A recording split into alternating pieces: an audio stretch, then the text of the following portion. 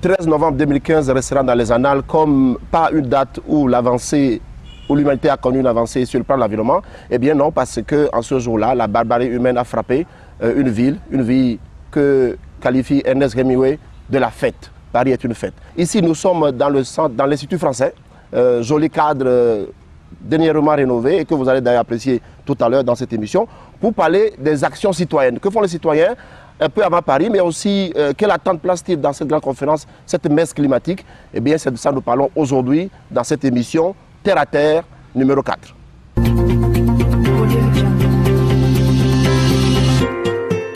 Et donc, pour parler des citoyens, des acteurs de tous bords qui sont là, qui sont avec moi, qui vont se présenter et vous allez découvrir comment effectivement, s'il y a solution au changement climatique, eh bien, elle viendra bien entendu des citoyens. Avec moi, monsieur Roger. Monsieur Roger nous vient d'Apao. Ça fait 600 km d'ici. Ah ouais. C'est ça? Ah, bien sûr. 600 km, ça fait bien chaud chez vous, là, quand même. Hein? Ah ouais. Actuellement, nous avons l'harmattan qui se pointe à l'horizon. Mais en tout cas, en février, on connaît des chaleurs intenses, vraiment intenses, mais on s'adapte. C'est ça, le mot est sorti. Oui. Donc, vous travaillez pour l'ONG Rafia? Oui, oui, je suis de l'ONG Rafia. Mon nom, c'est Makenu Tchekeo. Je suis agronome de formation et nous intervenons dans le développement local, l'appui donc aux communautés, surtout l'adaptation surtout, puisque aujourd'hui, comme vous le savez bien, nous faisons vraiment face donc, au changement climatique et il faut appuyer les communautés donc, dans ce sens-là. D'apparence, c'est sûr, parce que vous êtes déjà climatique là. Ah ouais. D'Apao, vraiment, vous le connaissez très bien, c'est le nord Togo. D'abord, naturellement, la zone ou bien la région est confrontée déjà au climat, à la sévérité du climat. Tout à fait. Mais avec le changement climatique, c'est encore plus dur. C'est normal, une zone soudano-sahélienne, ouais. Ça ne doit pas surprendre. Madame Agathe, vous venez de Dapao aussi? Oui. Vous êtes togolaise née à Dapao, c'est ça? Non, je suis installée à Dapao. Installée à Dapao, carrément? Oui. D'accord, vous travaillez pour? Je travaille pour Agronomes et Vétérinaires sans frontières.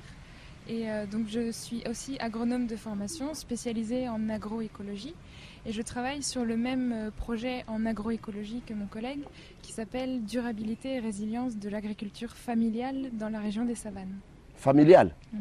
Pas industrielle? Non, oh. L'agriculture familiale, je pense que vous connaissez bien. Non, aucune idée. C'est pour ça que vous êtes là, d'ailleurs. L'agriculture est vraiment familiale à Dapao. Vraiment familiale à Dapao? D'accord. Papa, maman, enfant égale champ. Oui, c'est ça, oui. Vous comprenez peut-être très bien mieux que ça, hein, mon grand frère, vous qui êtes aussi dans l'apiculture familiale. Justement, familiale, un peu de tout. Mais permettez-moi que je me présente. Oui. Je suis comme Senyo Adjohono. Je suis le coordinateur de AEH, qui en fait est une coopérative agricole dénommée Apiculture, Environnement, Humanité, qui en fait regroupe 38 associations villageoises qui sont en fait des bases, des personnes à la base, membres de notre coopérative qui développe l'apiculture. Apiculture, environnement, humanité. Oui.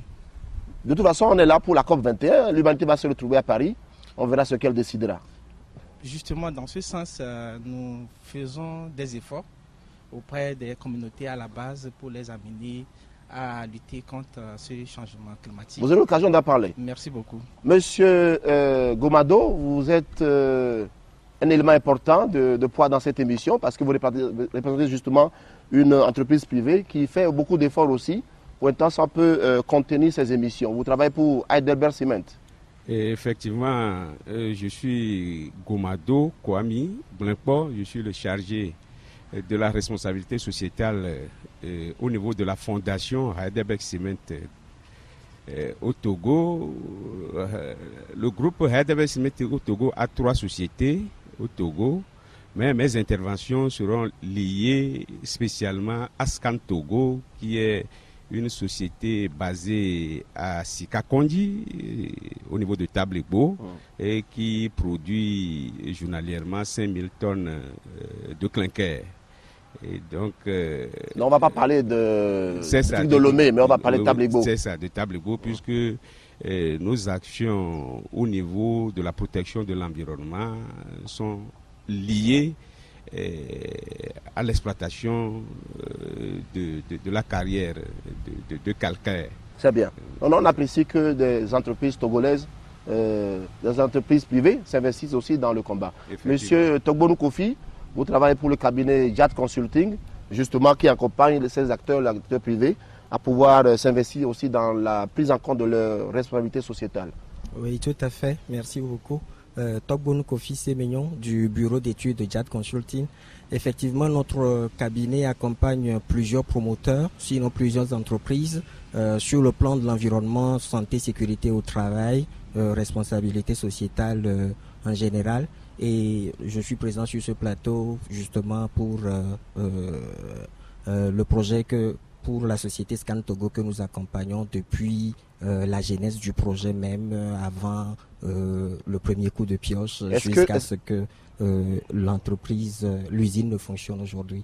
Tout à fait. Juste pour situer le débat dans son contexte-là, quel lien faites-vous entre cette prise en compte de la RSE, la responsabilité sociale et environnementale de Heidelberg Cement, avec ce débat autour de la COP21, avec tout le débat autour du changement climatique? Ah oui, absolument, parce que dans les changements climatiques ou le réchauffement climatique, vous savez que les usines ont une part importante dans les émissions de gaz à effet de serre qui entraînent par ricochet les phénomènes qu'on connaît, le réchauffement. Donc si déjà les entreprises peuvent maîtriser leurs émissions, si elles peuvent changer les énergies qu'elles utilisent, surtout les énergies fossiles, je crois qu'on pourra gagner un peu dans ce combat. Vous savez que dans le domaine de l'environnement, on parle de pensée globale dans l'agir local. Et donc, quelle que soit la quantité qui est réduite dans les émissions de gaz à effet de serre,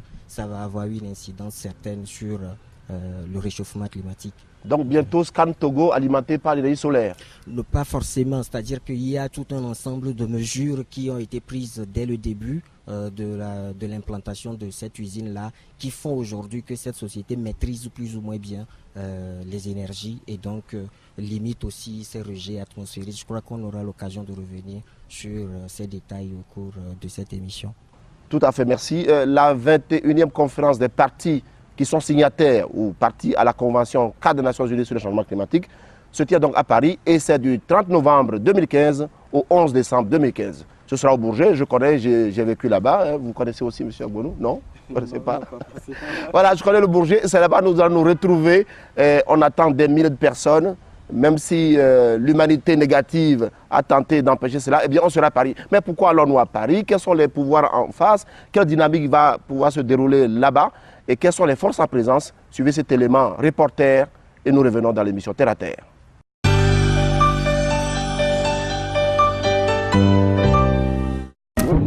Avant de se demander ce qui va se passer ou non à la COP21, il faut savoir contre quoi on se bat. L'ennemi, c'est le dérèglement climatique. Enfin, vu que c'est nous qui en sommes à l'origine, l'ennemi, c'est un peu nous, quoi. Oui, bon, venez voir. Pour la faire simple, la hausse de la température moyenne à la surface du globe est due à l'effet de serre. Cet effet de serre est quant à lui dû à la trop grande quantité de certains gaz dans notre atmosphère. Ils retiennent la chaleur émise par le soleil et font donc grimper le thermomètre. Ces gaz dits à effet de serre sont le méthane ou l'ozone. Mais surtout, nos industries, nos logements, notre alimentation, nos modes de transport produisent énormément de gaz carbonique, le fameux CO2, à ne pas confondre avec le COD, qui désigne l'objet de l'action et qui n'est jamais introduit. Présentement, on se carre le fion. Bref, résultat des comptes, depuis 150 ans, le début de l'ère industrielle, on s'est quand même mangé 1 degré, les copains. Alors 1 degré, ça a l'air de rien comme ça. Par exemple, nous, en France, on ne perçoit presque pas le changement. Mais ailleurs dans le monde, ça bouge. Regardez. Lorsque la température augmente, l'océan se dilate. Avec le réchauffement climatique, en un siècle, le niveau de la mer se serait élevé de 20 cm. Sur l'atoll Carteret, en Papouasie-Nouvelle-Guinée, 1400 habitants ont déjà été déplacés, car leurs îles, qui culminent à 1 mètre d'altitude, sont presque englouties par l'océan. L'ONU les considère comme les premiers réfugiés climatiques de l'histoire. La biodiversité planétaire est menacée par la nouvelle donne climatique. Dans un océan trop chaud, les coraux meurent. Du coup, des milliers d'espèces perdent leur habitat et disparaissent à leur tour. Il en va de même avec les espèces terrestres ou vivantes sur les glaces des pôles.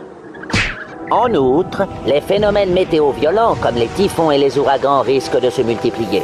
Si dans certains endroits les inondations ravagent tout, ailleurs la sécheresse se fait chaque année plus rude, provoquant des famines récurrentes. À terme, le réchauffement va conduire à des mouvements de population fuyant les inondations ou la sécheresse. Des centaines de millions de personnes vont aller trouver refuge sur des terres préservées où ils ne seront pas forcément les bienvenus. Guerre, misère, mort et rock'n'roll. Voilà pourquoi l'humanité doit réagir et empêcher que les températures ne s'élèvent au-dessus de 2 degrés dans les prochaines années. Pourquoi 2 degrés? Parce qu'au-delà, la plupart des experts s'accordent à dire qu'on ne pourra plus rien changer à l'augmentation exponentielle de la chaleur terrestre, qui pourrait atteindre plus 5 degrés d'ici à 2100. Vous imaginez, professeur? Mais quel monde!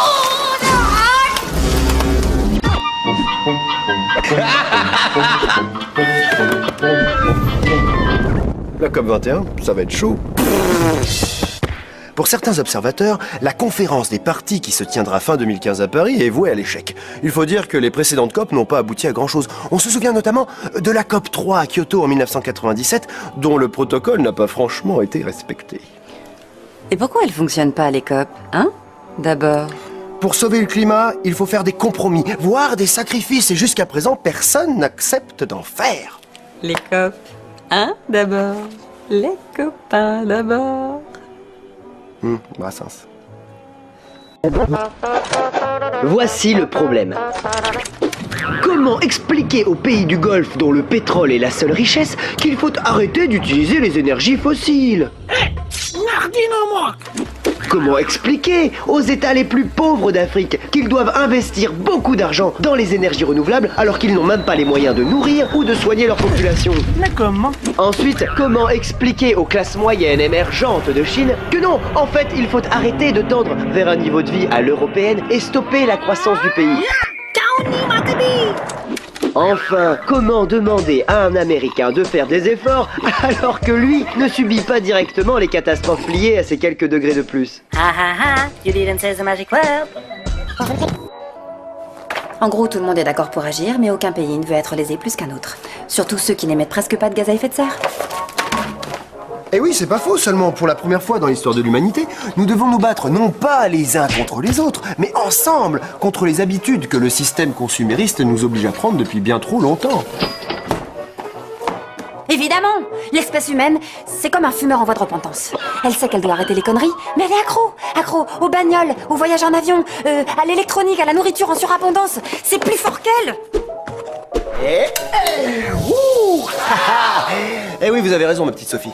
Et c'est la raison pour laquelle les dirigeants qui vont décider de notre avenir à la COP21 sont bloqués. Alors, pour se donner bonne conscience, ils repoussent le passage à l'action à l'année suivante, à l'année suivante, à l'année suivante. Ah, et ça fait 20 ans qu'ils font ça, les mecs. Ces hommes politiques ne se projettent que le temps de leur échéance électorale, laissant à leurs prédécesseurs la responsabilité de ce statu quo et à leurs successeurs la charge d'en sortir. Alors qu'il faut agir, là. Le changement, c'est maintenant, bordel de merde.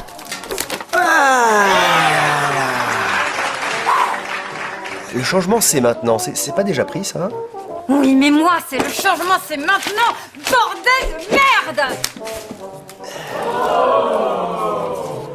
Autant pour moi.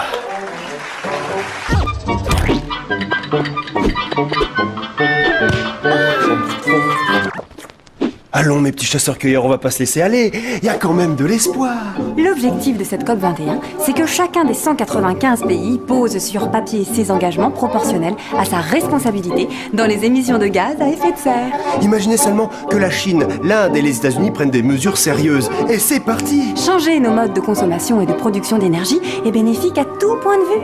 Développer les énergies renouvelables. Les transports en commun. Les constructions mieux isolées. Ça crée des emplois. C'est bon pour le climat. L'économie. La santé. etc. Ok, mais il faut du pognon pour financer le changement. 100 milliards d'euros par an d'ici à 2020. Ah mon Dieu, 100 milliards d'euros. Avez-vous seulement conscience de ce que cette somme représente? Ça représente que dalle, à côté des 2000 milliards d'euros que vont nous coûter les conséquences du réchauffement climatique si on ne se sort pas les avant-bras du colon. Pourtant, il suffit de prendre les 70 milliards que versent les pays du G20 aux exploitants d'énergie fossile, les dépenser pour les énergies renouvelables, et le tour est joué. Malheureusement, les financiers de ce monde sont un petit peu lents à comprendre que quand il n'y aura plus de pétrole, il faudra peut-être investir sur les énergies renouvelables.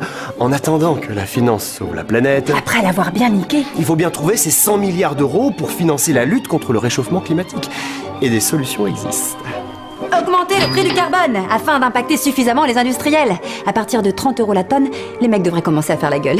Taxer les transactions financières à hauteur de 0,01%. Développer les écotaxes, pollueurs, payeurs. Et pour le reste, les 195 parties n'auront qu'à finir de se mettre d'accord à partir du 30 novembre 2015. La COP21 est notre affaire à tous, car nous sommes acteurs du changement. Bannissons le gaspillage, la surconsommation, l'obsolescence programmée. Et vous verrez, les industriels nous suivront. Fin 2015, ce sera l'occasion de repenser notre modèle économique et énergétique. En somme, une vraie chance pour l'humanité.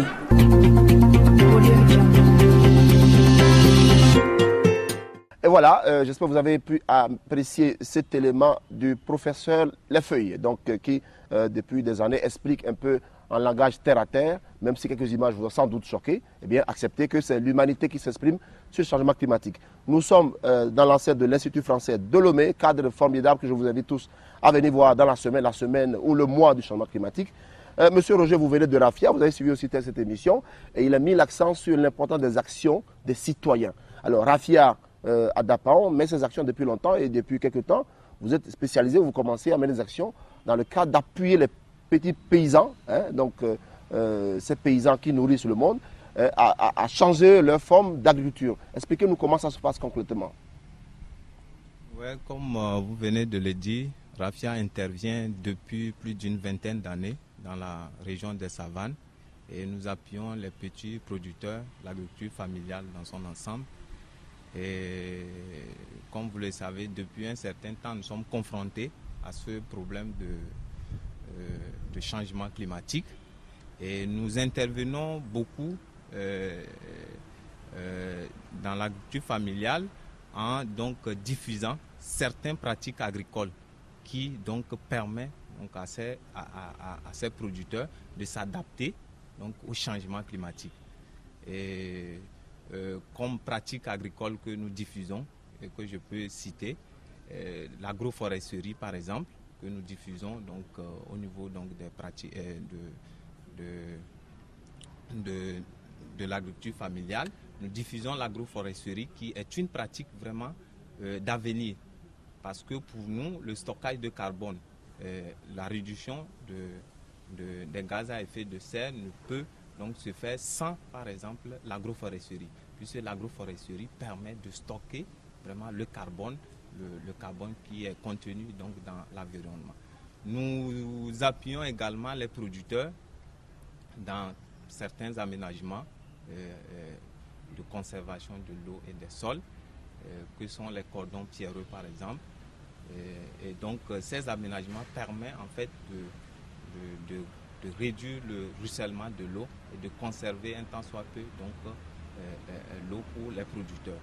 Nous intervenons également dans les aménagements hydro-agricoles, puisque dans la région des Savanes, vous savez aujourd'hui, la production, donc en saison des pluies, ne couvre plus les besoins alimentaires des producteurs à cause du changement climatique. Donc du coup, nous les accompagnons donc, dans la production maraîchère pour augmenter le revenu donc, de ces producteurs. Je pense que je vais d'abord... Non, c'est déjà intéressant, mais ce qui m'intéresse, moi, c'est un peu le rôle des ONG et la perspective ou la perception des populations. Les populations n'ont pas besoin de vous, elles s'adaptent depuis longtemps. Sans Rafia, de toutes les façons, elles ne mourront pas en masse. Ah ouais, bien sûr que la population sans Rafia ou bien sans les ONG ne vont pas mourir, elles essaient de s'adapter. Mais nous avons également notre part de responsabilité pour accompagner ces populations-là vers donc, la transition agroécologique surtout et vers l'adaptation donc, de ces producteurs-là. Oui, Madame Agathe, justement, quel rôle pensez-vous que cette action de vous, de vétérinaire, agronome, vétérinaire sans frontières et Rafia, quel rôle pensez-vous que ça joue vraiment dans l'accompagnement des populations à s'adapter, puisque de toute façon, elles s'adaptaient depuis longtemps et elles s'adapteront toujours sans vous? Bon, il y a deux choses. La première chose, c'est que les sols dans la région des savanes sont très dégradés. Et donc l'accompagnement qu'on peut faire, c'est d'appuyer les producteurs pour qu'ils, dans la diffusion des pratiques agricoles durables qui permettent de s'adapter à cette perte de fertilité des sols, puisque comme les sols perdent en fertilité mais que la population continue d'augmenter, à un moment il y aura un problème pour nourrir toute cette population. Donc le rôle des ONG, c'est de diffuser les connaissances, de diffuser les savoir-faire pour que les pratiques agricoles continuent d'être durables et puissent permettre de nourrir la population pendant longtemps. La deuxième... Oui, allez-y d'abord. Oui. La deuxième chose, c'est la résilience de ces exploitations agricoles. C'est-à-dire que quand il y a un aléa climatique, certes, les populations continuent d'exister, mais il faut qu'elles puissent rebondir. Il faut que l'agriculture, il faut par exemple que les ONG, on les appuie à diversifier l'agriculture. Donc c'est pour ça qu'on appuie le maraîchage, qu'on appuie l'aviculture, qu'on appuie aussi l'élevage de petits ruminants, pour que les exploitations aient différentes sources de revenus. Et en cas d'aléas climatiques qui sont amenés à se produire de plus en plus fréquemment avec le réchauffement climatique, si les cultures se passent mal une année, on peut rebondir avec une autre activité. Mais quand il s'agit de faire face au changement climatique, je ne pense pas que c'est à vous de le faire. C'est le rôle de l'État. Est-ce que quelque part, vous n'empiétez pas sur la souveraineté des États? Bon, je pense que l'État intervient aussi. Il y a plusieurs programmes qui sont menés. Et ensuite, c'est aussi, peut-être, mon collègue, c'est l'humanité aussi. On peut s'entraider entre paysans, que ce soit du nord, du sud. On peut s'entraider. L'innovation, elle viendra toujours des paysans et elle peut être diffusée par n'importe qui, que ce soit l'État ou que ce soit les ONG. Oui, justement, vous... nous parlons de l'adaptation en base communautaire. Là, on a parlé des paysans, mais vous travaillez sur l'apiculture, donc les abeilles, les écosystèmes. Oui. Ils s'adaptent sans vous. Les abeilles apprennent à vivre avec un climat changeant, les poissons apprennent à vivre avec une eau beaucoup plus toxique, les animaux apprennent à vivre dans un milieu beaucoup plus déforesté. Est-ce que l'humanité, avec ses interventions, comme celles que toutes les ONG mènent, ne provoque pas plutôt une maladaptation de l'écosystème? Un chercheur disait, si l'abeille venait à disparaître, l'humanité n'aura que 4 ans à vivre sur Terre. Bon, c'est déjà beaucoup. 4 ans, on pourra faire notre dernier mot. Beaucoup peut-être pour toi, mais pour quelqu'un d'autre qui a un projet à long terme, il se dira vraiment qu'est-ce que cela va devenir. Et AOIH, Apiculture, Environnement, Humanité, qui a fait une coopérative agricole, intervient auprès des communautés à la base, qui généralement sont des agriculteurs qu'on a essayé de sensibiliser à travers des rencontres communautaires sur la base des contacts pris avec les CVD, les communautés, les chefs, pour les amener à comprendre ce que l'environnement est pour leur vie de chaque jour. Cela suppose, dans notre pratique habituelle, on les amène à savoir qu'avec l'environnement, ils peuvent augmenter leurs revenus habituels, leur source de revenus habituelle, en ajoutant une autre activité qui est l'apiculture.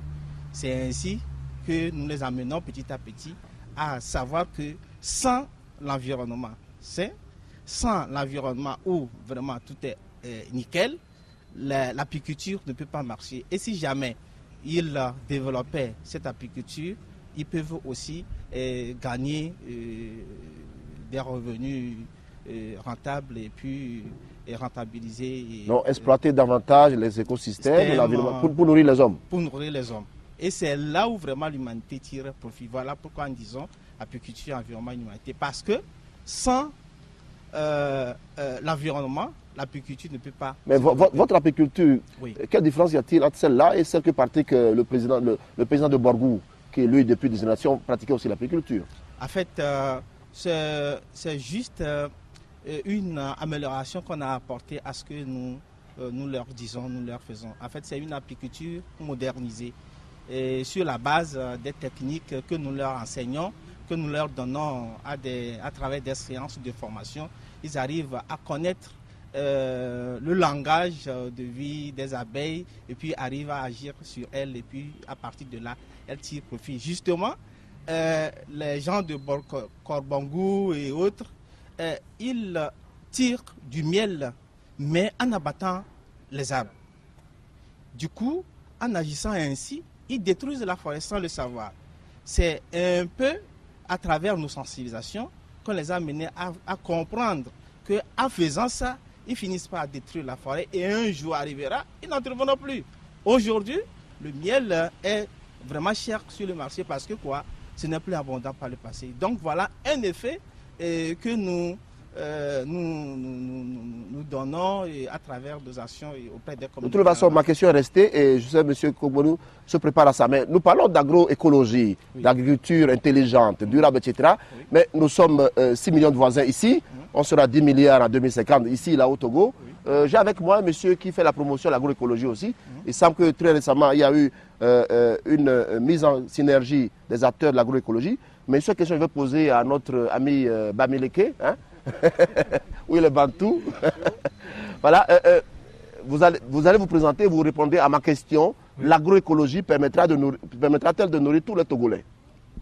Alors d'abord, je veux dire que je m'appelle Joe. Je suis le représentant pour le RENAT, une organisation qui vient d'être constituée par 30 ONG et associations qui sont mises ensemble pour faire un paquet ici au Togo. Et alors, oui, je dis que l'agroécologie peut aider à nourrir tout le monde. Peut aider, pas seulement aider, mais aussi nourrir. Parce que la façon qu'on fait l'agroécologie, on respecte la nature. Et dans le même temps, on fait pousser des légumes et des fruits et d'autres choses dans une façon naturelle qu'on peut continuer à le faire. On n'est pas en train de détruire la nature avec la saloperie d'engrais et de pesticides qu'on a présenté ici au Togo depuis quelques années. Et on voulait bien se débarrasser de ça pour qu'on ne tue pas notre terre.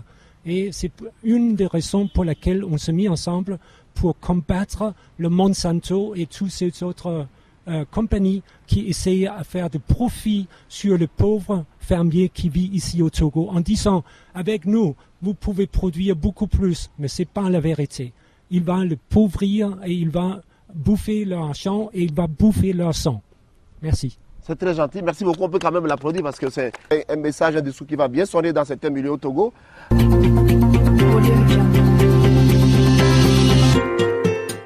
Monsieur de Albert Debert Cement, les citoyens disent que ces entreprises font plus de mal que de bien, et à l'économie et à l'homme. Quelle est votre réponse? Je dirais que quand on parle de Scan Togo, Mine SA, on parlera de la production de clinker. Oui. Et quand on parle de la production de clinker, ce qui veut dire qu'il existe une carrière. Tout à fait. Et une carrière, c'est on creuse, on enlève. Mais c'est le terre de quelqu'un. C'est ça. Et au niveau de Scan Togo, nous avons une stratégie de réhabilitation systématique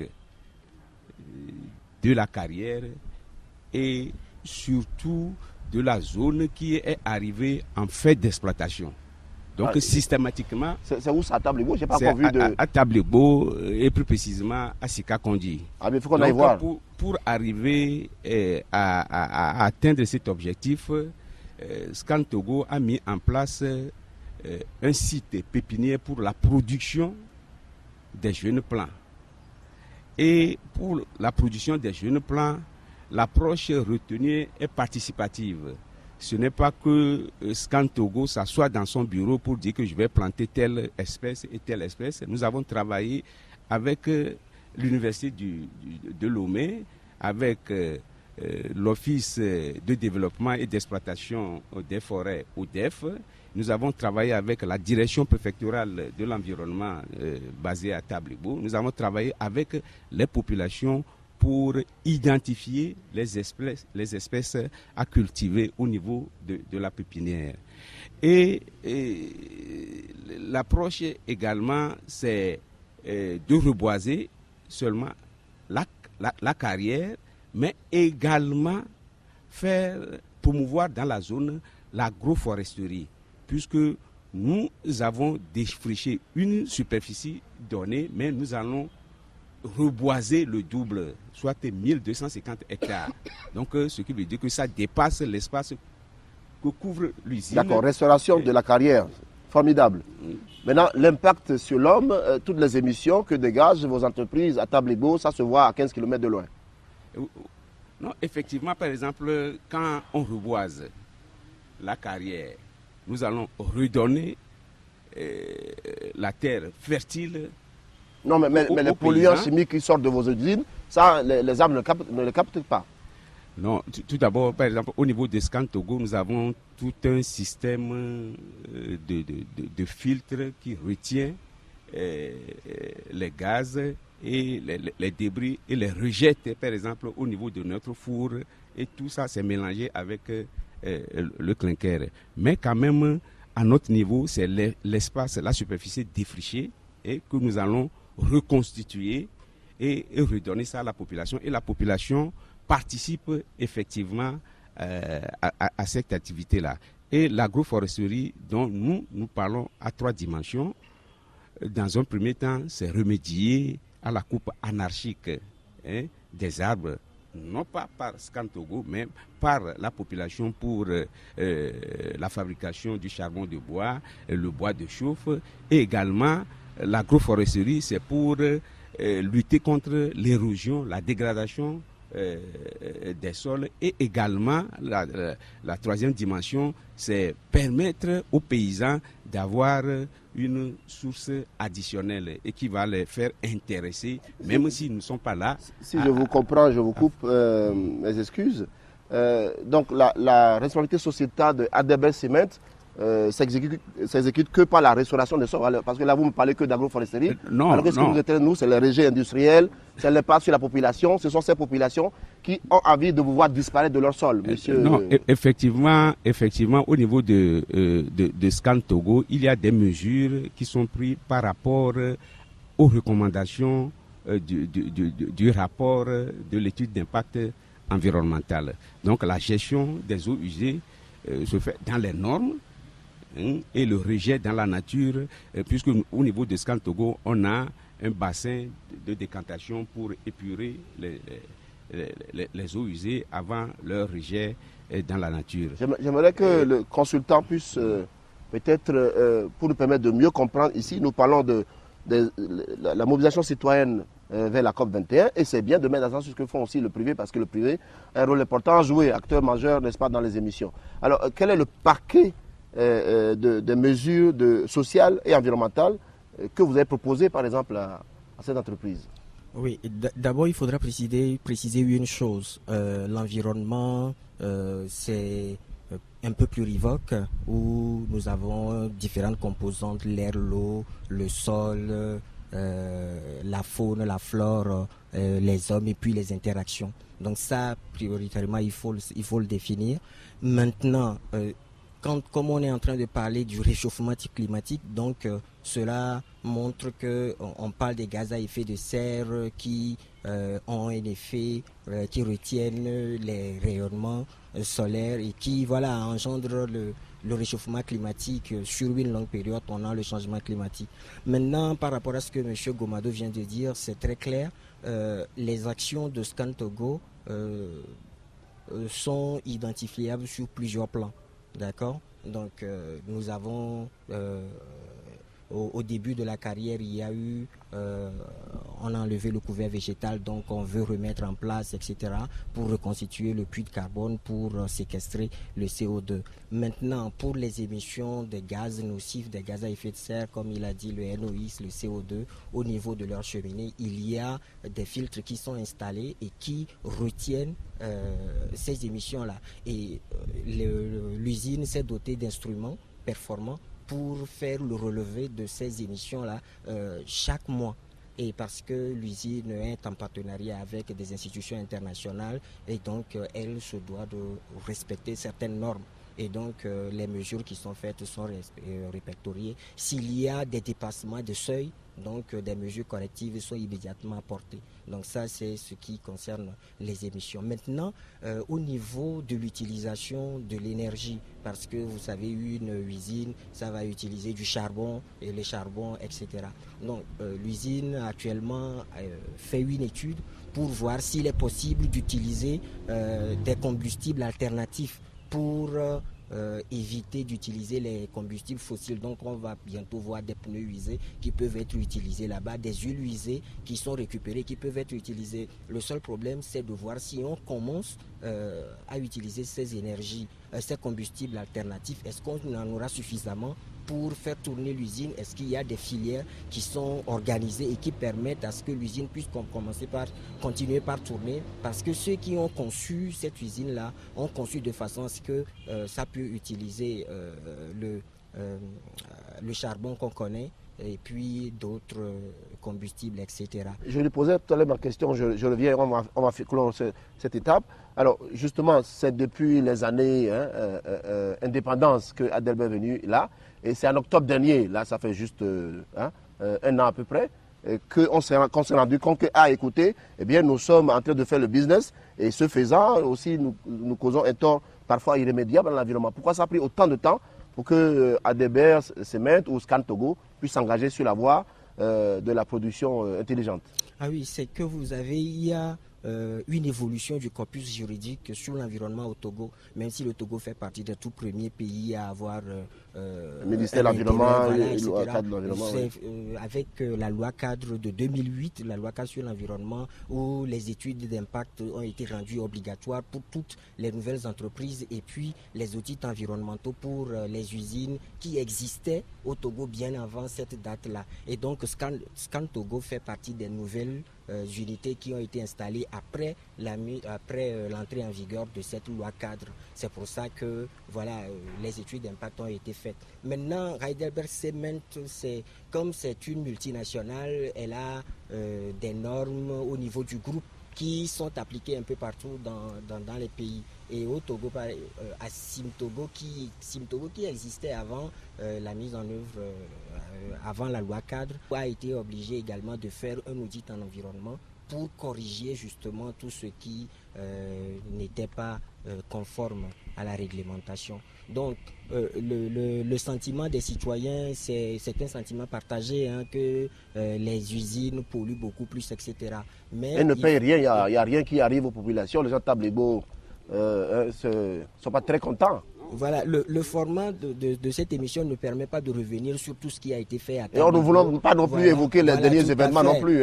Tout à fait. Non, strictement dans le cas, strictement pour ce qui concerne Scan Togo, parce qu'on a eu des retours où les populations étaient vraiment satisfaites de ce qui est fait. Et vous avez même, pas longtemps, il y a une semaine, moi j'écoutais sur une radio un élu de la République qui citait Scan Togo en exemple. Un élu, c'est pas compliqué à comprendre.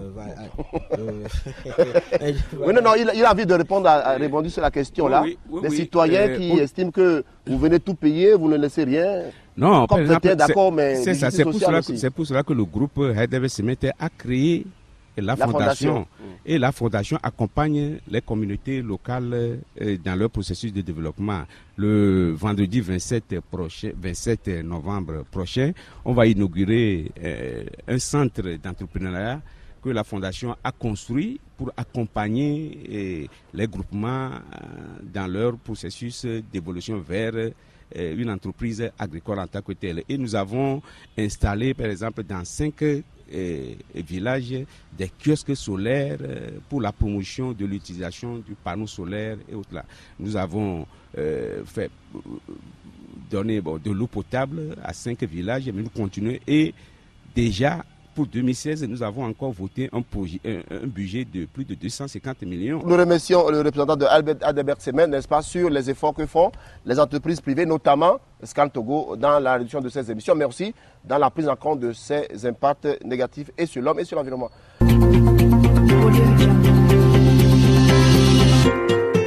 Quels sont vous-même en tant qu'acteur qui lisez bien tout ce qui se passe, est-ce que vous avez confiance en ces négociateurs qui se trouveront à Paris?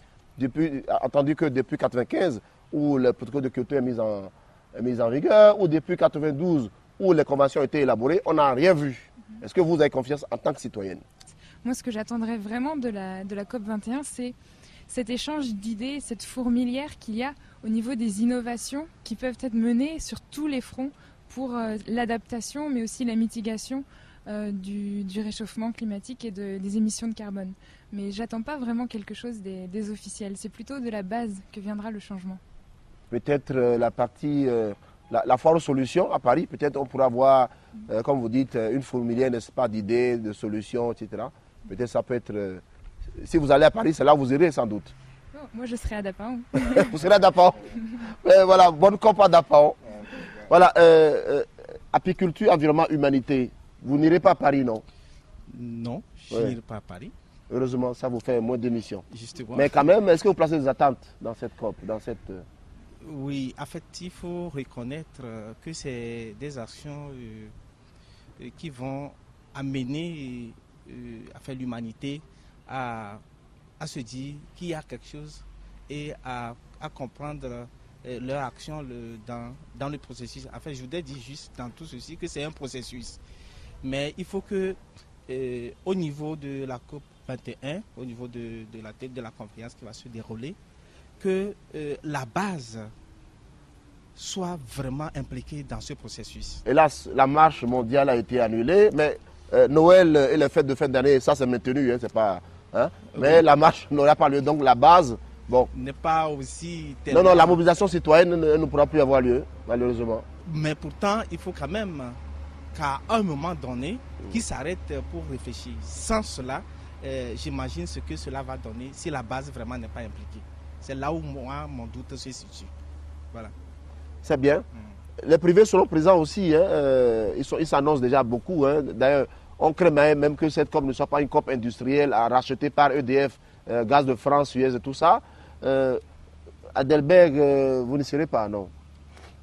Bon, je ne sais pas. Bon, si au haut niveau, nous serons représentés puisque nous sommes dans plus de 40 pays à travers le monde et plus de 1000 carrières à travers le monde. J'espère que bon, on va aller. Mais je crois, moi personnellement, je crois à cette conférence. Je crois qu'il y aura un sursaut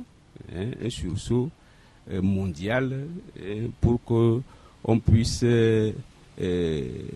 à chaque niveau des institutions amener les uns et les autres à comprendre que la nature a besoin de nous, et les résultats qui vont sortir de cette conférence, nous ne devons pas prendre ça comme les résultats des grandes institutions, mais si au niveau local nous prenons et nous agissons, je crois que c'est ça que nous amènera à avoir un résultat.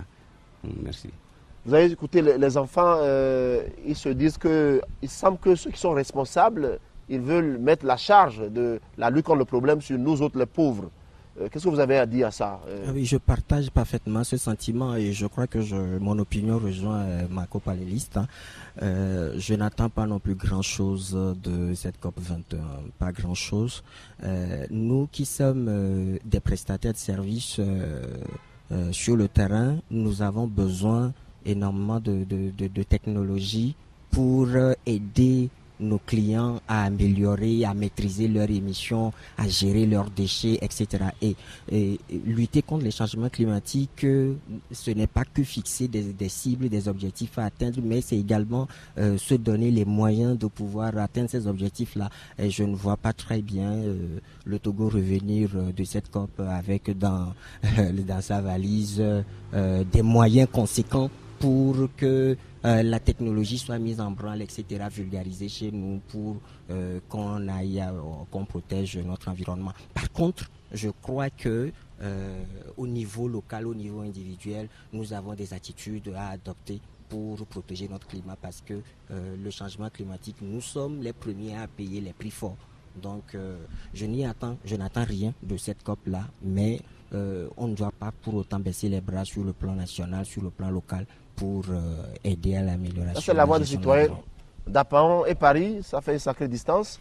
Mais pourtant, vous, je peux imaginer, vous ne serez pas à Paris, vous serez à Dapaon aussi. Ah ouais, je serai à Dapaon, bien sûr. Bon, est-ce que vous avez un message à envoyer à Paris? Oui, bon. On le transmettra à l'ambassadeur de France pour vous. Oui, bien sûr. Bon, je voulais dire que, en fait, moi également, je n'attends pas vraiment grand-chose de cette COP21. Je voulais dire que, bon, nous sommes victimes des effets du changement climatique, mais nous ne sommes pas en partie responsables. C'est ce que je voulais dire. Et ces usines, je ne sais pas, dans ces pays développés, ils sont en partie... Et celles qui sont aussi ici, hein? Oui, bon, en tout cas, c'est ça. Mais au niveau agricole, nous essaierons quand même, dans la mesure du possible, de continuer à vulgariser les pratiques agroécologiques. Nous savons que ça ne peut pas résoudre grand-chose, puisque l'agriculture ne peut pas consommer tout le CO2, bon, disons, rejeté dans la nature et tout ça là. Mais on fera quand même, dans la mesure du possible, ce que nous pouvons faire. Mais ce que nous espérons, c'est qu'il y ait plus de soutien financier de nos pays vraiment sous-développés pour soutenir les projets de l'agroécologie dans le monde. Vivement que les 100 milliards viennent. Eh bien, donc, malgré ces quelques sentiments de citoyens qui sont exprimés, eh bien, il y a des acteurs quand même au Togo qui ont mené beaucoup d'activités. Il y en a d'ailleurs une batterie d'activités vers la COP. On va laisser certaines structures pouvoir s'exprimer ici, qui ont suivi cette émission, pour nous dire ce qu'elles font concrètement pour préparer la COP, mais aussi pour mobiliser davantage de citoyens.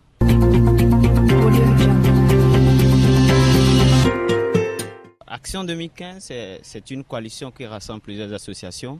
Nous avons mené plusieurs actions dans la caravane nationale, un tournoi de foot organisé pour pouvoir sensibiliser la population jeune. Nous avons organisé des conférences, des ateliers pour pouvoir consulter les jeunes par rapport aux thématiques de changement climatique, par rapport à l'adaptation, pour voir en quelque sorte quelle est la participation des jeunes par rapport à cette COP qui se tiendra à Paris. Donc nous avons fait aussi un lobbying par rapport aux questions qui nous tiennent à cœur pour mettre en phase les jeunes par rapport aux dirigeants de notre pays, par rapport à notre contribution nationale que nous avons donnée à Paris le mois surpassé, je pense. Merci. Comme je représente le RENAT, le 30 organismes agroécologie, mais je présente aussi le HAVAS, qui est 42 millions de personnes ici dans le monde entier, qui a appelé à une marche pour le climat, pour le changement de climat, le 29 novembre. Et nous allons le faire à partir de la mairie, à 15h dimanche, le 29 novembre. Et je voulais juste dire que c'est vrai, nous avons besoin chacun de faire quelque chose. Juste regarder dans la rue de Lomé et voir comment chaque homme et femme est en train de polluer notre terre. Si on ne change pas déjà dans nos rues et dans notre mentalité, on ne va pas pouvoir demander aux grands chefs des pays de changer notre terre. Alors, agissons nous-mêmes, parce que notre maman terre, elle est très malade. Et il vaut mieux qu'on fasse quelque chose pour que notre maman, elle regagne la santé. Et la seule façon qu'on peut regagner la santé, c'est en faisant quelque chose pour qu'elle regagne la santé, nettoyer les quartiers, les villes, le pays est reboisé et fait quelque chose pour la nature pour que ça peut subsister. Merci. Tout à fait, en espérant que justement ceux qui ont tué la terre puissent payer le prix. Au Viva mène une grande campagne en milieu rural pour l'éveil de conscience des populations par rapport au changement climatique et l'urgence des actions idoines à mettre en œuvre pour limiter l'action de l'homme par rapport à la dégradation de l'environnement. Donc c'est ainsi que les communautés elles-mêmes produisent en milieu rural, au niveau village, des plans de reboisement et font des reboisements, font la restauration des forêts sacrées. Et maintenant, au niveau aussi de la limitation du déboisement, on vulgarise les foyers améliorés, on vulgarise aussi les meules de carbonisation améliorées pour limiter le déboisement. On fait la vulgarisation du gaz en milieu urbain, donc pour limiter aussi la consommation du charbon et du bois qui nécessite le déboisement de grands espaces en milieu rural. Ok, oui, ETD, dites-nous quelles sont vos attentes ou comment ETD prépare Paris? Comment ETD prépare Paris, ce serait trop prétentieux, mais en même temps, chacun y apporte sa contribution. Et je voulais faire mienne cette pensée du Dalai Lama qui disait que si vous avez l'impression d'être trop petit pour faire changer les choses, dormez avec un moustique et vous verrez qui empêche l'autre de dormir. C'est pour dire quoi? Effectivement, ceux qui sont responsables de ces effets, ces émissions de gaz à effet de serre, ils doivent rembourser, ils doivent mettre toutes les dispositions qui s'imposent pour pouvoir corriger la chose, mais en même temps, nous apportons aussi notre contribution. On attend vivement à Paris, que ça ne soit pas que des engagements qui restent juste sur des recommandations, mais qu'au-delà de ce qu'on a observé au lendemain du sommet de Rio et autres, que véritablement chaque pays et chaque continent puisse s'engager véritablement pour la lutte contre le changement climatique. Merci. Chaque fois nous parlons des émissions de gaz à effet de serre. D'abord, il faut savoir ce qu'on émet pour pouvoir en réduire.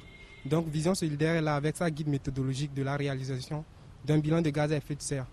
Donc, notre guide-là permettra à tout un chacun de pouvoir évaluer son bilan de gaz à effet de serre et savoir comment réaménager pour pouvoir réduire. Donc, c'est pourquoi nous sommes là. Voilà. Donc, Vision Solidaire dispose maintenant d'un guide méthodologique pour réaliser son bilan de gaz à effet de serre. Voilà. Tout le monde peut savoir combien il dégage de CO2 chaque jour, voilà, n'est-ce pas? Ouais. Même si c'est la pâte recyclée d'hier, même si c'est... Voilà, donc il y a actuellement un guide méthodologique pour toute entreprise, toute personne, toute institution qui veut mesurer son impact, son empreinte carbone. Merci. Merci. Notre programme s'appelle RET, et réhabilitation des forêts au Togo. Le programme est financé par le Fonds Énergie et Climat et a une durée de 5 ans. Ça veut dire que le programme a commencé en 2014 et s'éteint jusqu'à 2019. Nous avons 4 composantes dans ce programme. La première composante, c'est la composante institutionnelle. La deuxième, c'est l'inventaire forestier ici au Togo. C'est le premier inventaire forestier national ici au Togo. Le troisième, c'est gestion durable des forêts. Et le quatrième, c'est question de titre foncier. En ce moment, nous sommes en train d'exécuter le premier inventaire forestier ici en Togo avec 3 équipes. Nous avons pour ça à peu près 1000 placettes. Et les 1000 placettes sont des placettes permanentes. Ça veut dire en 2019, le staff de MERV et d'autres collaborateurs bien formés seront aussi sur le terrain encore pour faire un deuxième inventaire national. Mais ce n'est pas seulement un inventaire forestier dans le sens conservatif, c'est aussi un inventaire de stock de carbone. Et ça, c'est la relation avec le RET. On va bien déterminer le stock de carbone avec cet inventaire. et aussi comparer les données avec les nouveaux données en 2019. Et si on a pu augmenter le stock de carbone avec les 4 composantes en collaboration avec le MERF et nos partenaires des sociétés civiles, on peut entrer dans les négociations pour des compensations de pays du Nord pour capter le CO2 ici au Togo. Donc si je comprends, grâce à votre programme, on pourra avoir un peu plus d'argent, un peu de capital, c'est ça? Je dirais d'abord il faut donner des preuves et après on parle sur l'argent parce que je ne veux pas faire de promesses et je n'ose pas dire on aura de l'argent. Il faut d'abord voir est-ce que le stock de carbone est augmenté ou non. Et si on a les preuves claires, après on peut discuter. Mais sur une période de 5 ans, c'est difficile de donner des promesses. Et pour moi, RED, c'est aussi une gestion durable des forêts. Pour nous, d'abord, il s'agit de gestion durable des forêts, mais c'est quand même un excellent outil aussi pour avoir de compensation. Eh bien, vous avez tout suivi et l'émission Terre à Terre aujourd'hui est revenue sur la mobilisation citoyenne vers Paris, mais aussi parler un peu des actes que posent les acteurs différents, que ce soit les acteurs de la société civile, les acteurs du privé, mais aussi des partenaires techniques financiers, notamment GIZ et d'autres acteurs citoyens ici rassemblés. Donc nous disons quand même merci beaucoup à l'ambassade de France, mais aussi au service de coopération et d'action culturelle de la France et à l'Institut français qui ont bien voulu donc nous offrir cette opportunité de donner la parole aux citoyens. Nous avons commencé avec la barbarie humaine du 13 novembre. Et bien comme l'a dit l'autre, l'action est l'antidote du désespoir. Nous n'allons pas mourir comme des stupides, comme disait Martin Luther, mais tous ensemble, avec les petits gestes que nous posons, eh bien nous pouvons soit renforcer notre résilience, nous pouvons soit tirer même avantage, pourquoi pas, de tout ce débat autour du changement climatique. Merci beaucoup d'avoir suivi cette émission. Rendez-vous à la semaine prochaine. Merci à toute l'équipe qui m'a aidé à préparer cette émission. On se voit à 8. Chaque jour est une vie, chaque geste compte. Merci, au revoir.